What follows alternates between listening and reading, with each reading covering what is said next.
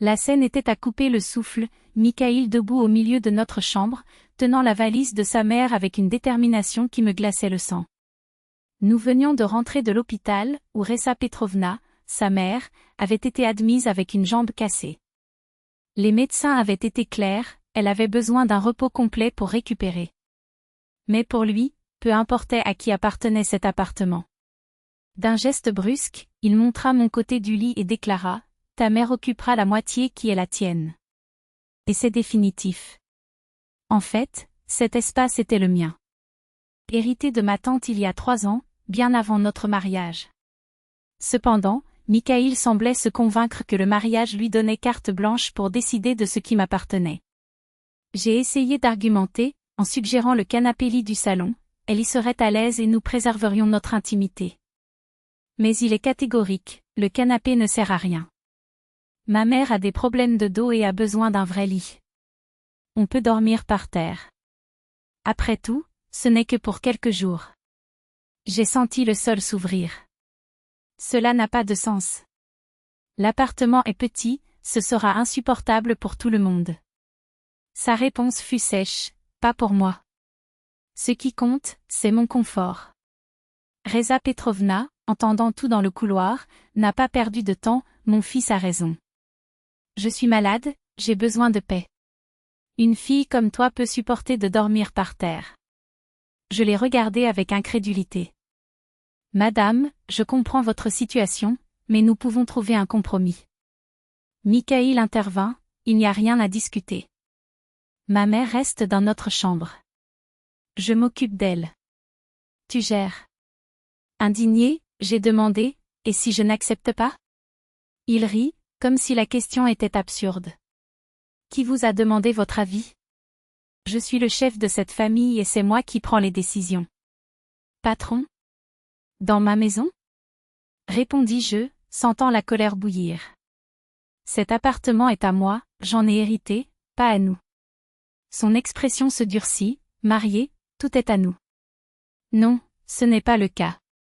Ceci est ma propriété, enregistrée à mon nom. Il haleta, comme si j'avais parlé d'hérésie. Une femme doit obéir à son mari dans des limites raisonnables. Et dormir par terre est raisonnable.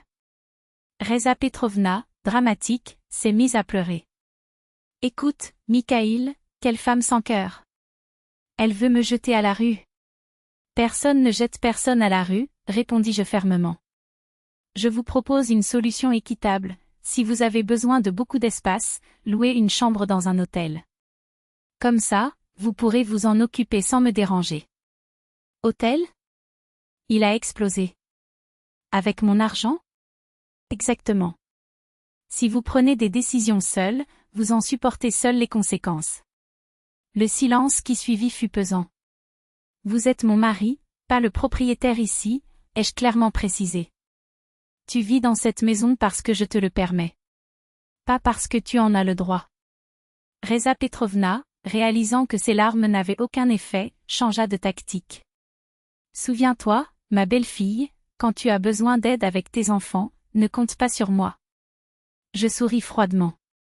Je n'en aurai pas besoin. Si j'ai besoin d'argent, je travaille. Si je tombe malade, je cherche des médecins. Je suis indépendant. Mikhaïl, abasourdi de ne pas pouvoir me faire plier, essaya de faire un compromis, eh bien. Ma mère reste dans le salon, alors. Mais je dors à côté d'elle, dans un lit de camp. Parfait, ai-je accepté. C'est exactement ce que j'avais suggéré depuis le début. Il joue alors la dernière carte, mais vous aiderez aux soins. Pourquoi? Parce que c'est ton obligation en tant que belle-fille. Mon obligation est de vous fournir un toit. C'est votre responsabilité. Il s'est retrouvé sans argument. Après tout, il n'était pas habitué à ce qu'une femme remette en question ses ordres. Ressa Petrovna, frustrée, murmura, « Quelle femme as-tu, mon fils?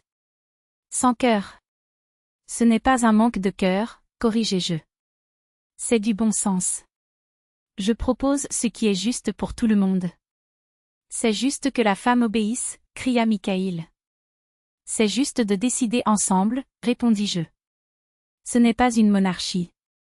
Finalement, Ressa Petrovna a cédé et est restée au parloir, non sans avoir tenu à démontrer sa souffrance.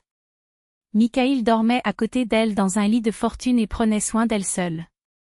Une semaine plus tard, elle s'est rétablie et est rentrée chez elle. Mais quelque chose avait changé pour toujours entre nous. Un mois plus tard, Mikhaïl, toujours secoué, tente une dernière astuce. Et si on mettait l'appartement à nos deux noms? Pourquoi? Pour le posséder ensemble. Nous possédons déjà ce qui compte, nous partageons les dépenses, les achats, les factures. Mais cette maison est à moi. Et elle continuera de l'être. Il était offensé, mais il n'avait aucun moyen de le réfuter. Cela m'a appris une leçon précieuse. Si vous ne fixez pas de limites dès le début, on finit par essayer de faire de vous un simple locataire de votre propre maison. Le mariage est un partenariat, pas un régime de soumission. Et je ne serai l'otage de personne, pas même entre les quatre murs qui m'appartenaient de droit.